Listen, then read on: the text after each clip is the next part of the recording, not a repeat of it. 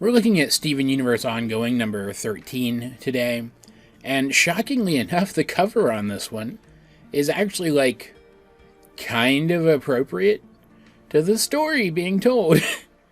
Which, again, doesn't really matter. The covers for these are obviously just art pieces meant to catch your attention, which is fine. But, like, I've always said, at the very least, they could try to include art pieces that at least feature the characters that are featured in the comic.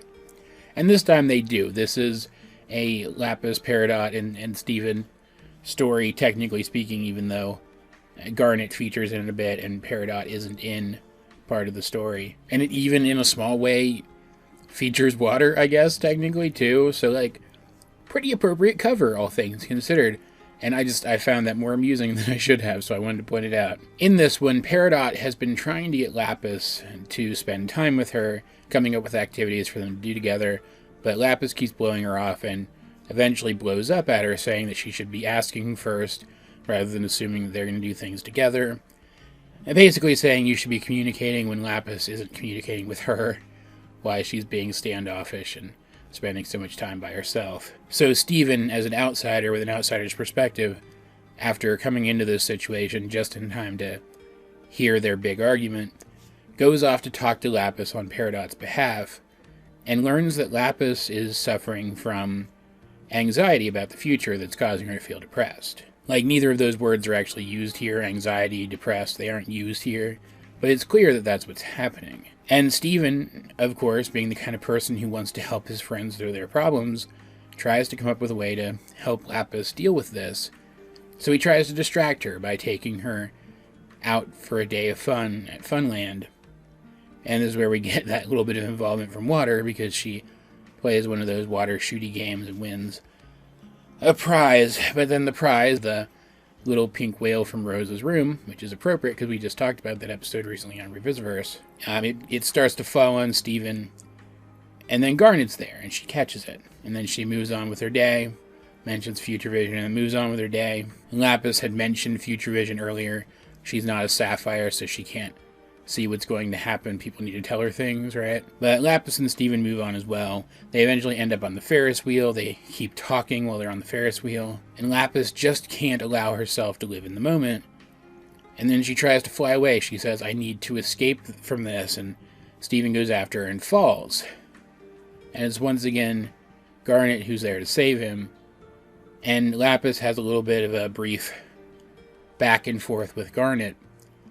And it's clear that she's envious of Garnet's ability to see the future, because she feels like that must mean that Garnet never worries about anything, until Garnet explains that she can still only just see possibilities, and because what happens in the moment affects those possibilities, she understands better than most people that what we do right now does make a difference, that it is important, that all you can do is use your best judgment going forward and appreciate what's happening now, which makes a lot of sense, because what Lapis is saying about the Earth being so impermanent, and humanity being so impermanent, and all of her relationships being so impermanent, and never knowing when something horrible might happen to just erase those things forever, it seems like the logical thing for her to do would be to spend as much time as possible with the people she cares about, in the places that she likes, rather than running away from them.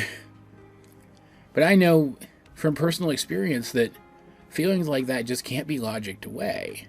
All you can do is try to find a foothold from which to start to heal past them. And so what Lapis has actually been trying to do, she's not been spending time with herself, hoping that she can come to terms with these feelings.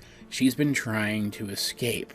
She's been trying to escape from the people she cares about most, so that she'll stop thinking about how much she cares about them, and hopefully she won't feel so anxious about their safety. She just hasn't been able to articulate that to herself. But Garnet reminding her that the present matters even more than the future, because it's in the present that we make the choices that shape that future, that gets Lapis on the path towards feeling better. She starts to understand that she shouldn't have been blowing off her friends.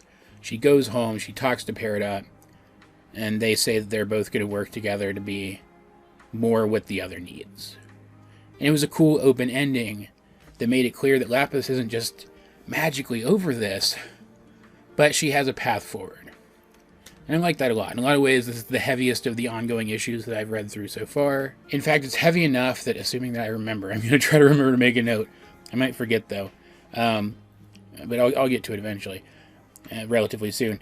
I think this is probably when I'm going to branch off and do one of the other Steven Universe comics. I'm going to take a break from this series, maybe for a week, maybe for 2 weeks, or, for a review or two, because I haven't actually been doing these weekly recently, have I? You get what I mean, though. I think this is a good temporary stopping point, which makes it a good place to branch off and talk about one of those other Steven Universe comic stories that aren't part of this series. That said, partially because this one is so heavy, because it takes itself so seriously, I like this one a lot. I think it gives just enough weight to this subject for a story of this length for this audience. My only real issue with it, and I want to be clear, I don't want to come off like I'm insulting the artist here, because I'm not. Like, I'm sure, I can't remember what her name was now. But I did check to see if I recognized her name from anything. I didn't. I'm sure she's a perfectly nice person, and her art's fine. But there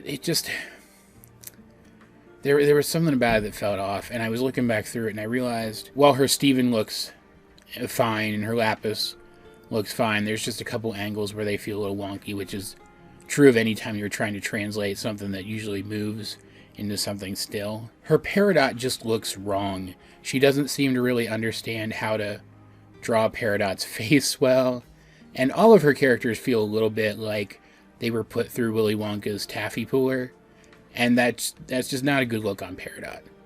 Peridot is supposed to look small and stumpy. She doesn't. She looks lanky here, and I didn't like it. It's definitely not the worst. I could imagine worse Steven Universe art. I've seen worse Steven Universe art just bouncing around online, technically. But it did take me out of the story a couple times. And the story is still really good, so, like, I can get past it for the most part.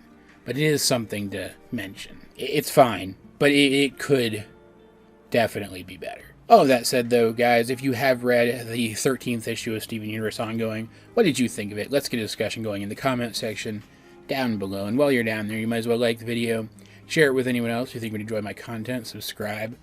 If you haven't, you can also check out links to my various social medias, as well as the many ways you can help out the channel. Those will be in the video description. But either way, this has been AJ22, and I will talk to you guys later.